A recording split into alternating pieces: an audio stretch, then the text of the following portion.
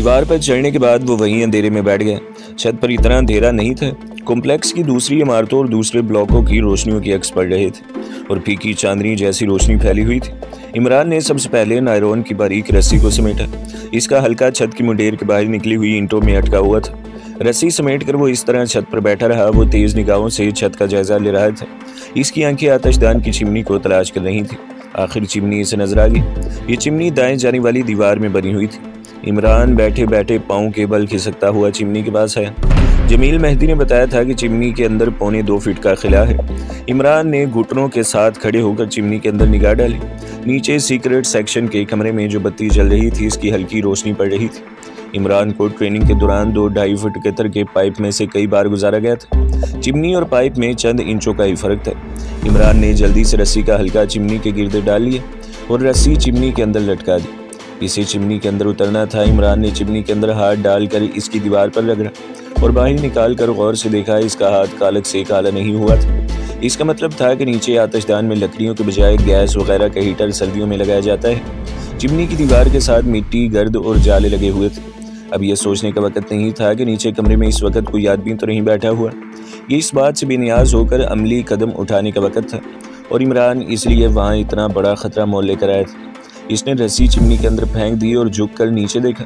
वो ये देखना चाहता था कि अगर कमरे में कोई शख्स मौजूद हो तो चिमनी में रस्सी गिरते देखकर वो ज़रूर रस्सी को पकड़कर चिमनी में से ऊपर देखेगा, मगर ऐसा ना हुआ। रस्सी चिमनी में लटकती रही। इमरान ने रस्सी को दोनों हाथों से थामा और चिमनी में उतर गया। इसके कंधे चिमनी की दीवारों से टकरा रहे थे। वो आहिस्ता आहिस्ता नीचे उतरने लगा। इसका सारा बोझ इसके हाथों ने उठा रखा था। नायलॉन की रस्सी इसके हाथों में धंसने लगी। इमरान ने जल्दी से अपने घुटने चिमनी की दीवार से फंसा दिए। इसी तरह से इसके हाथों पर जो बोझ पड़ा हुआ था वो थोड़ा हल्का हो गया। असूली तौर पर इमरान को रस्सी अपने कमर के गिर्द इस तरह बांधनी चाहिए थी कि जैसे जैसे वो नीचे उतरता जाए रस्सी को छोड़ता जाए, मगर इसके लिए वहाँ चिमनी के अंदर जगह तंग थी और वो हाथों की मदद से रस्सी को कमर के गिर्द आहिस्ता आहिस्ता खोल नहीं सकता था। बहरहाल वो किसी न किसी तरह घिसकता हुआ चिमनी के पाइप में से नीचे उतर गया। जैसे ही इसके पाँव आतिशदान की ज़मीन पर लगे वो बैठ गया। इसके आगे आतिशदान में गैस का हीटर लगा हुआ था जो बंद था। कमरे में रोशनी हो रही थी। इसने सर आगे करके कमरे का बगौर जायजा लिया। कमरा बिल्कुल खाली था। जमील मेहदी के कहने के मुताबिक बिल्कुल सामने दीवार के साथ लोहे की 3 ऊंची अलमारियां लगी हुई थी। इसने दरमियान वाली अलमारी का ताला खोलना था, क्योंकि जमील मेहदी ने बताया था कि जंगी जहाज़ों की आमदरफ्त के इंदराज वाली टॉप सीक्रेट फाइल दरमियान वाली अलमारी के खाने में ही है। गैस के हीटर को एक तरफ हटाकर इमरान आतिशदान से बाहर निकला है।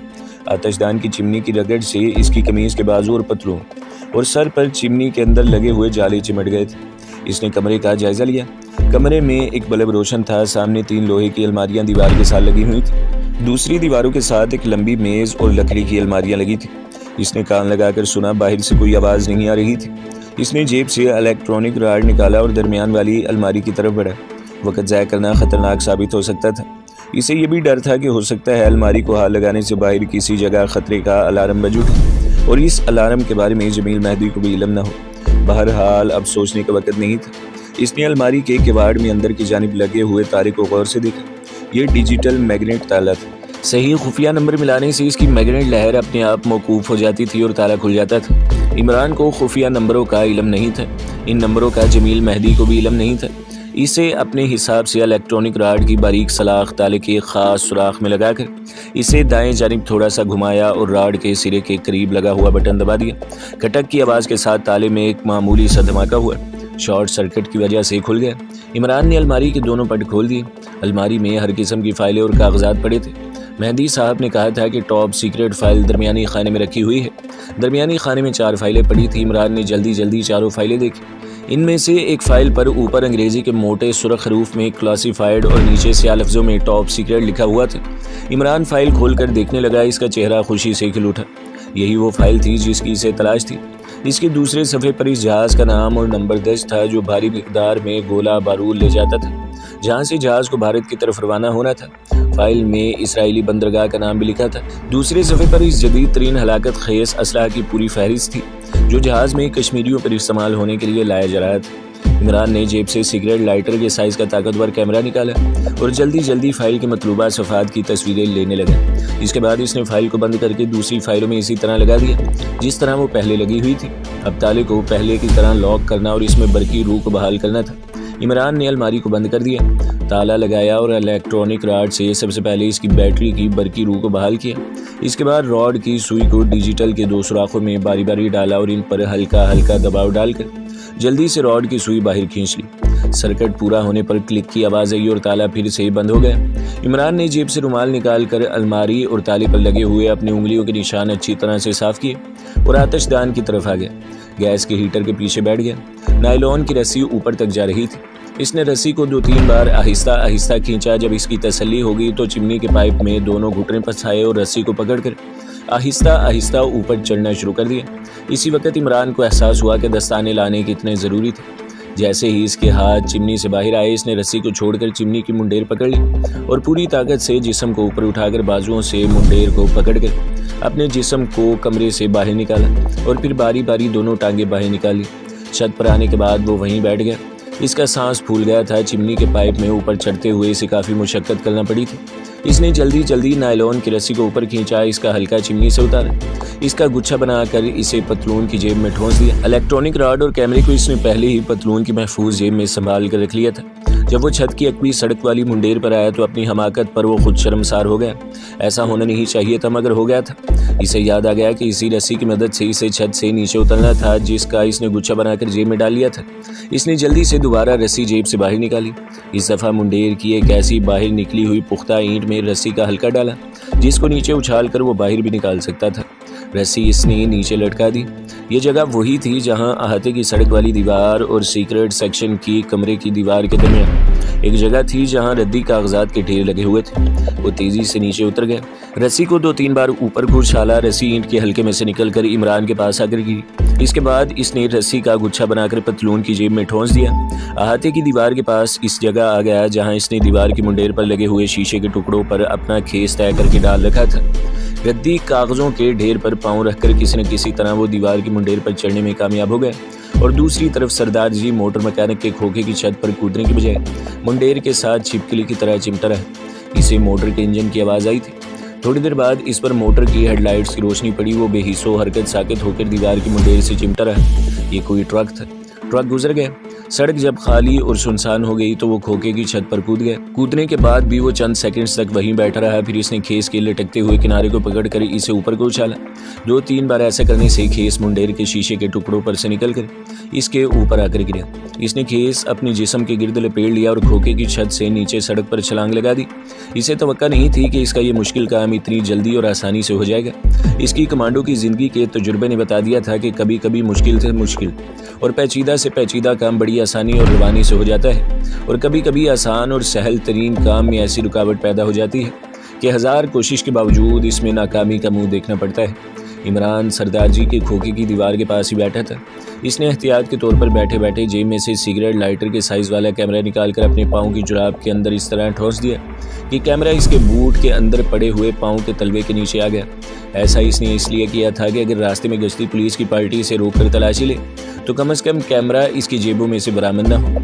नायलॉन की रस्सी का गुच्छा इसने वहीं एक तरफ फेंक दिया। अब इसके पास एक ही काबिल एतराज़ शय थी, यानी कमांडो चाकू। आम पुलिस वालों को कमांडो चाकू की पहचान नहीं होती, लेकिन इतना बड़ा चाकू तलाशी में बरामद हो जाए तो पुलिस को शक पड़ सकता है कि ये शख्स किसी को कत्ल करने तो नहीं जा रहा या किसी का खून करके तो नहीं आ रहा।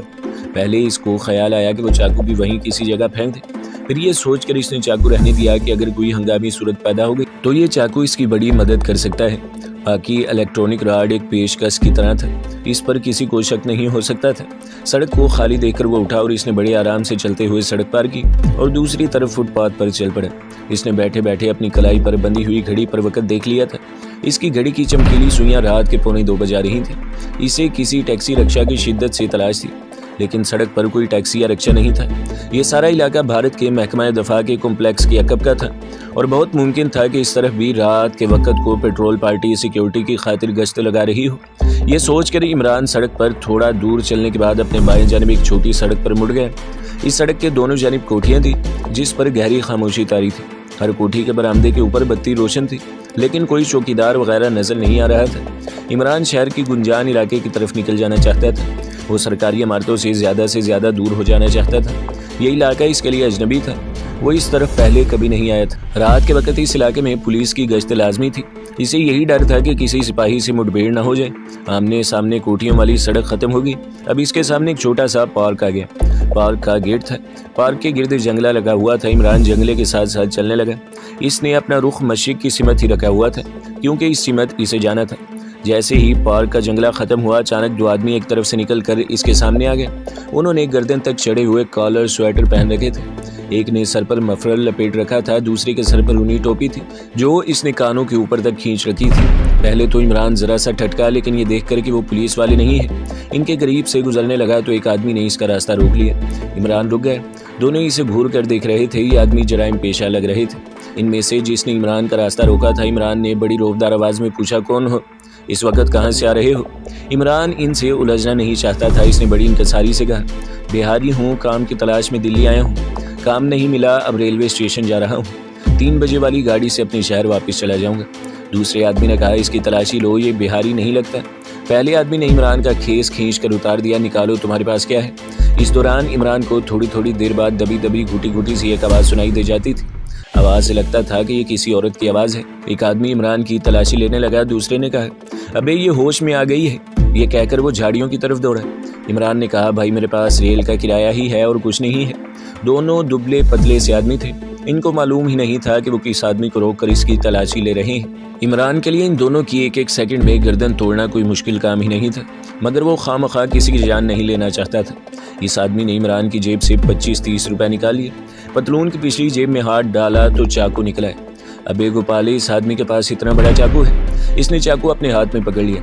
क्यों बे बता, इस चाकू से किसी को कत्ल करने जा रहे हो या कत्ल करके आ रहे हो?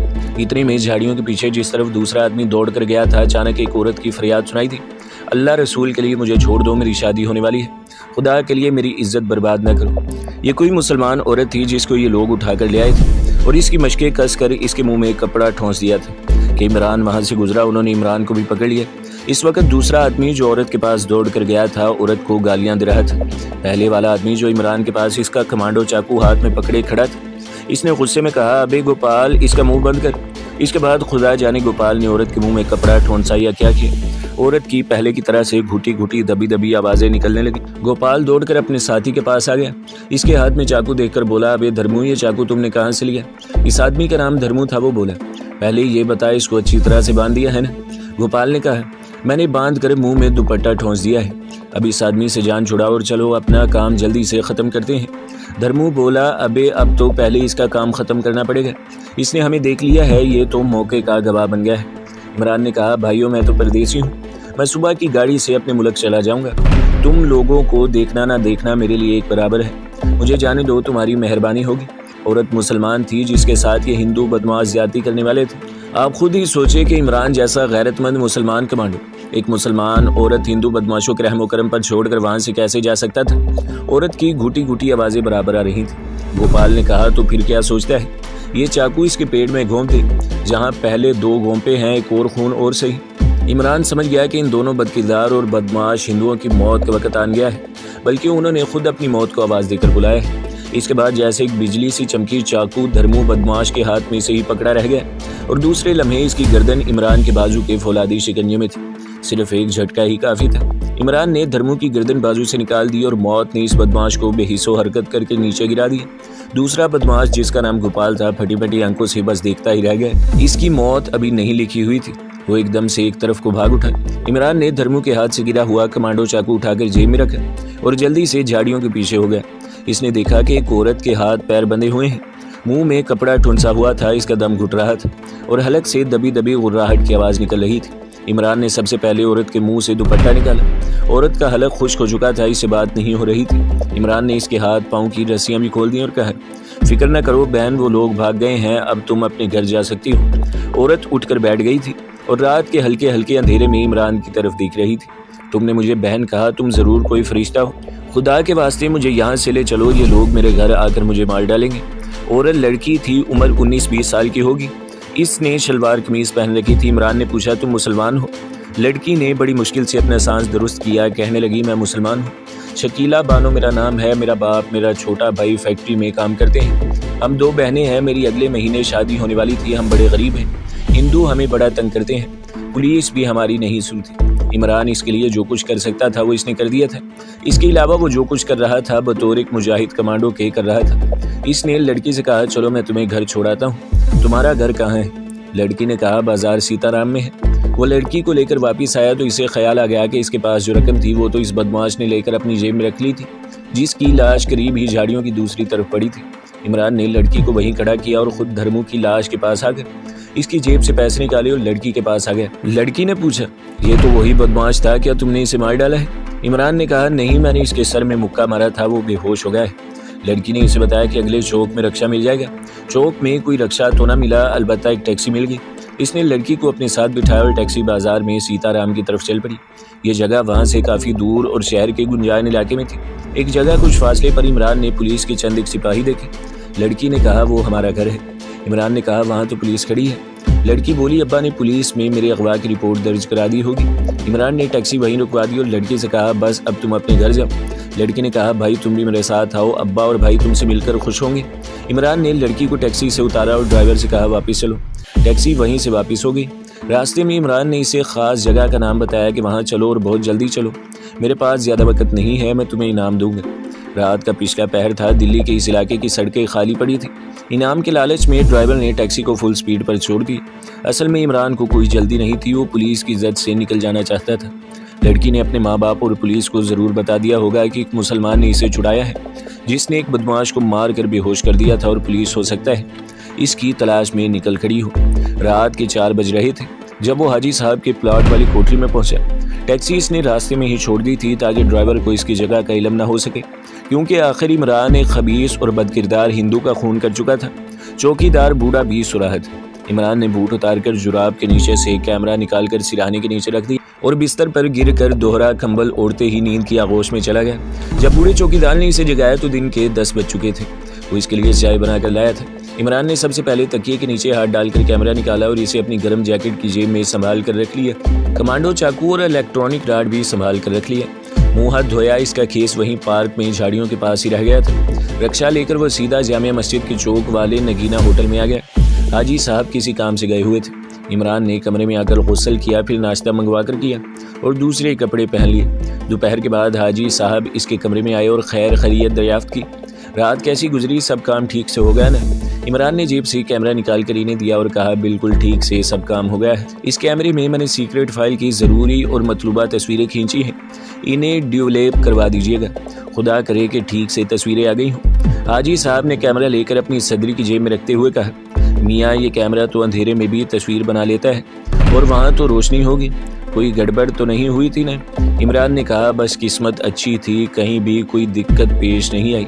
तो दोस्तों, अगली किस्त सुनने के लिए हमारे चैनल को सब्सक्राइब करें, वीडियो को लाइक करें और बेल के आइकन पर भी क्लिक कर दें, ताकि हर जो आने वाली वीडियोज़ हैं वो आपको सबसे पहले मिलती रहें।